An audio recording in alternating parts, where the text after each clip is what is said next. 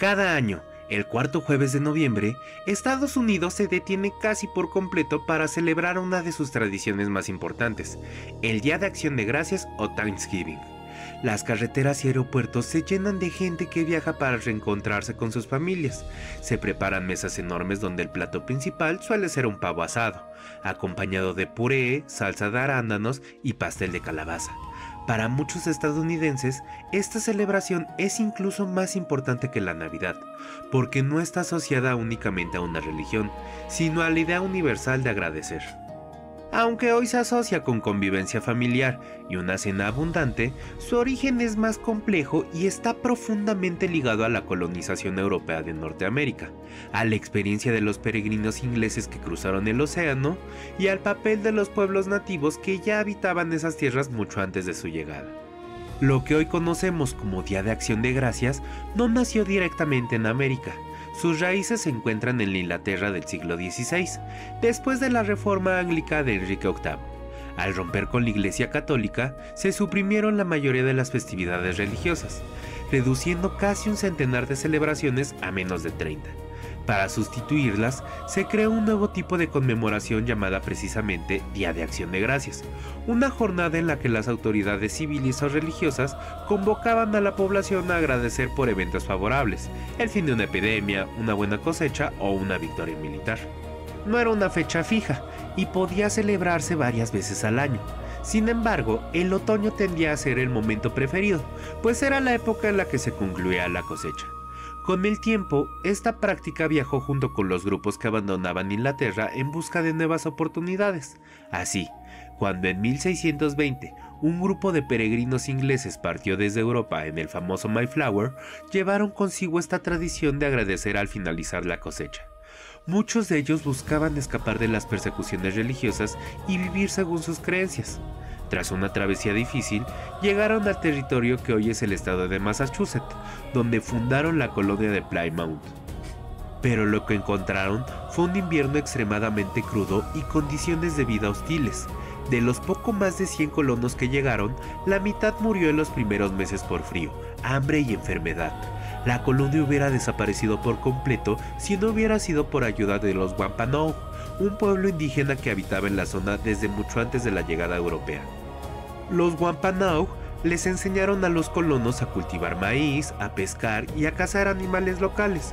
Su apoyo fue esencial para que los recién llegados pudieran sobrevivir hasta la siguiente cosecha. Cuando llegó el otoño de 1621, la colonia de Plymouth finalmente obtuvo una cosecha exitosa. Para celebrarlo, organizaron un gran banquete que duró 3 días e invitaron a sus aliados Wampanoag, incluido su líder Massaoit, quien llegó con aproximadamente 90 miembros de su comunidad.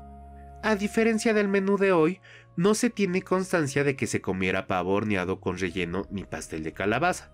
Las fuentes históricas sugieren que lo que sí se sirvió fue venado, aportado por los Wampanoag, aves silvestres como patos y gansos, maíz, usado para hacer papillas o pan crudo, calabaza, aunque no como tarta, pescado, mariscos y posiblemente anguilas.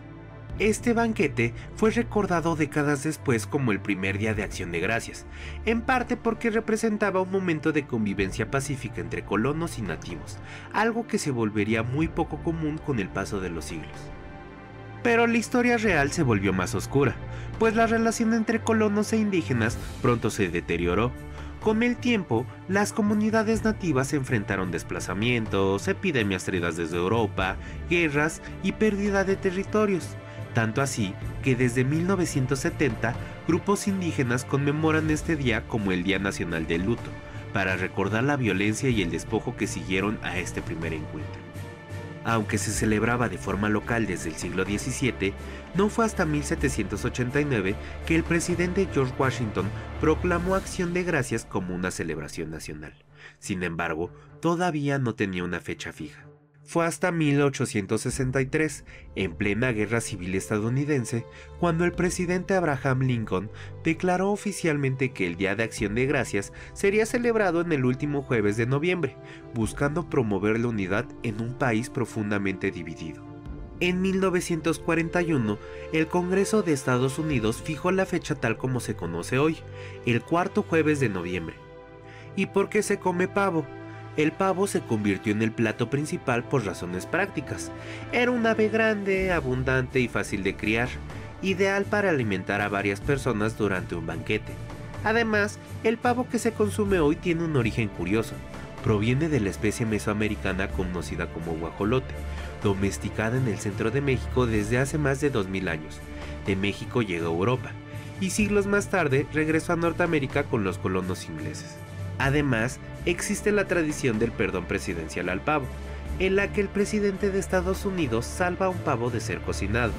La entrega del pavo en la Casa Blanca se remonta a 1947, durante la presidencia de Harry Truman, pero fue hasta 1989 cuando el presidente George Bush oficializó públicamente el gesto de perdonarlo como parte de la ceremonia anual.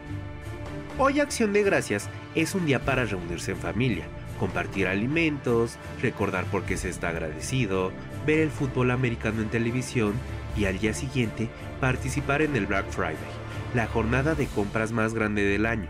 Al mismo tiempo, también es una fecha para reflexionar sobre la historia de la que lo originó, una historia que incluye cooperación, supervivencia, pero también conquista y despojo. ¿Y tú qué opinas? Te leo en los comentarios. Muchas gracias por llegar hasta esta parte del video. Si te gustó, me ayudas mucho compartiéndolo, dejándole un like y suscribiéndote en caso de que aún no lo estés. En las pantallas finales te estarán apareciendo más videos que puede que sean de tu agrado. Mi nombre es Andrés y esto fue un episodio más de La Nota Perdida.